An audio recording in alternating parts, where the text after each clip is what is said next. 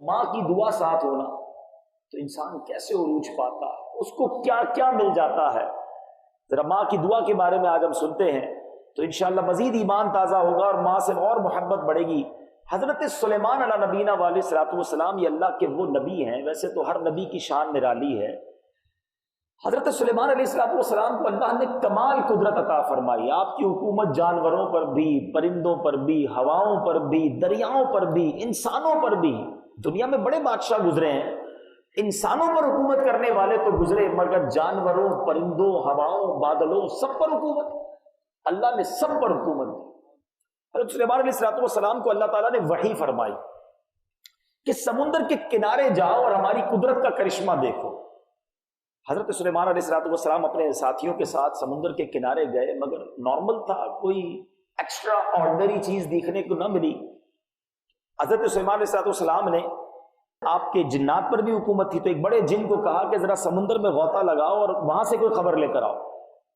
اس نے غوطہ لگایا اور سمندر میں تھوڑی دیر بعد واپس آیا اور کہتا ہے حضور میں نے بہت دیر تک بہت ڈیپ ڈائیو کیا، بہت گہرا غوطہ لگایا، سمندر کی تہہ تک نہیں پہنچ سکا اور کچھ نظر بھی نہیں آیا۔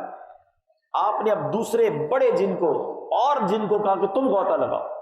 وہ جن گیا، بہت ڈیپ جا کر اس نے غوطہ لگایا، وہ بھی کوئی خبر نہیں لا سکا۔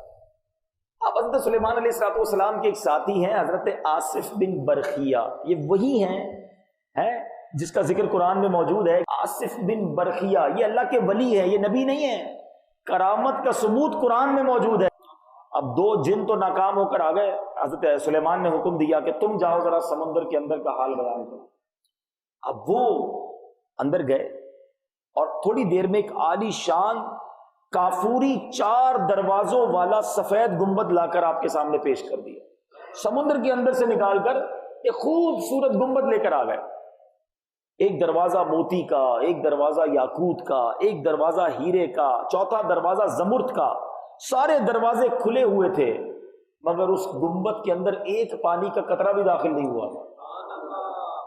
اچھا، اب اتنی گہرائی میں، یہ گہرائی سے سمندر سے نکال کر تو لے آئے، جب گنبد حضرت سلیمان کے سامنے حاضر کیا تو دیکھا کہ اس کے اندر ایک حسین نوجوان صاف ستھرے لباس میں موجود ہے اور اللہ کی عبادت میں مشغول ہے۔ جب وہ فارغ ہوا اور اس نے حضرت سلیمان علیہ الصلوۃ والسلام کو سلام کیا، آپ نے فرمایا تجھے اتنی گہرائی میں سمندر میں کس نے پہنچایا؟ جنات بھی تیری گہرائی کو نہ پہنچ سکے، تو کیسے پہنچ گیا؟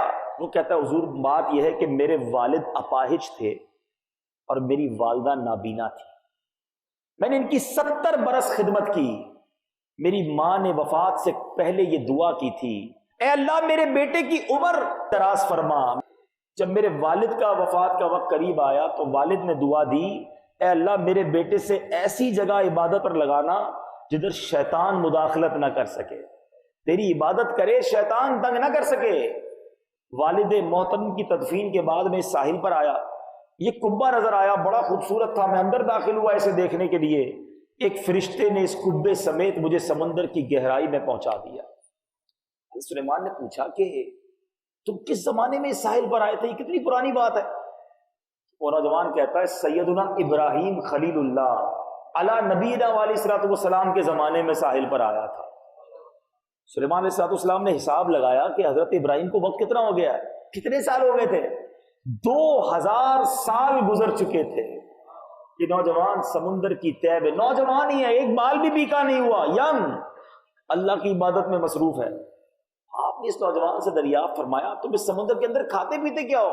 عبادت 2000 سال سے کر رہے ہو، خوراک کا کیا انتظام ہے؟ کہتا ہے اللہ کے نبی میرے پاس ایک سبز پرندہ اپنی چونچ میں زرد رنگ کی کوئی چیز جو آدمی کے سر سے مشابہ ہوتی ہے وہ لے آتا ہے، میں اسے کھاتا ہوں اور مجھے اس ایک غذا میں دنیا کی ساری نعمتوں کا مزہ ملتا ہے، اس سے میری بھوک بھی مٹ جاتی ہے، پیاس بھی مٹ جاتی ہے، گرمی، سردی، نیند، اونگ اور وحشت سب کی سب اس سے دور ہو جاتی ہے۔ حضرت سلیمان نے فرمایا کہ اب تم ہمارے ساتھ چلنا چاہو گے یا واپس اسی جگہ جانا چاہو گے؟ اس نے عرض کی حضور مجھے اپنی جگہ واپس لوٹا دیجئے، میں وہیں خوش ہوں۔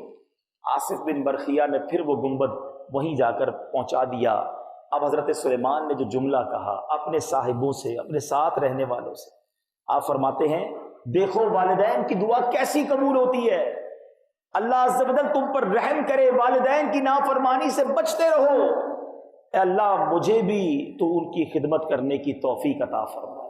اللہ کے نبی دعا کر رہے ہیں اور ہمیں سکھا رہے ہیں کہ ماں باپ کی فرما برداری، ماں باپ کی دعائیں جس کے ساتھ ہیں وہ دنیا کے بڑے بڑے طوفانوں سے گزر جاتا ہے، اس کی آگے کوئی مشکل نہیں رہتی۔